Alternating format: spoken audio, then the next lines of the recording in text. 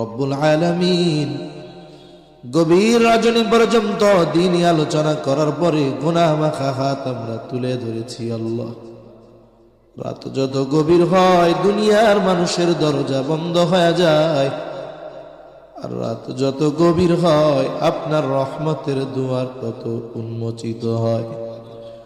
আল্লাহ, আমরা গুনাহগার, আপনি গফফার। আয় আল্লাহ, আমরা গুনাহ করতে ভালোবাসি, আপনি ক্ষমা করতে ভালোবাসেন।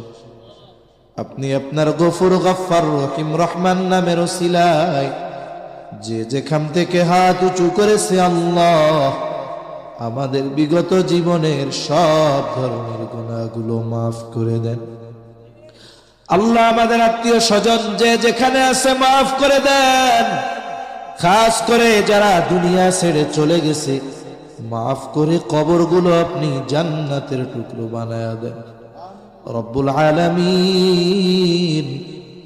আশেপাশে যত কবরস্থান আছে, যত মুমিন মুমিনাত শহীদ আছে, সকলকে মাফ করে কবরগুলো আপনি জান্নাতের টুকরো বানায়া দেন।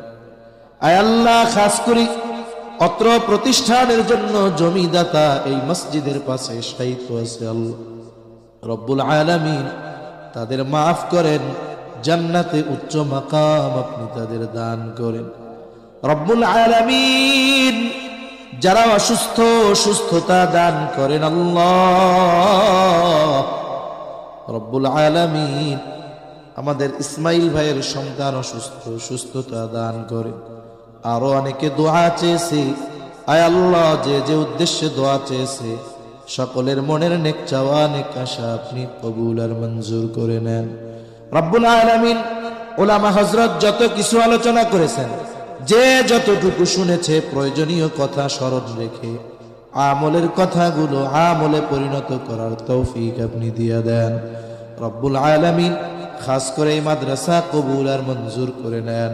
আয় আল্লাহ, মাদ্রাসায় যে যেভাবে সহযোগিতা করে আল্লাহ সকলের সকল প্রকার সাহায্য সহযোগিতা কবুল আর মঞ্জুর করেন। মাদ্রাসার যত প্রয়োজনীয়তা আছে গায়বী খাজানা থেকে ব্যবস্থা করে দেন।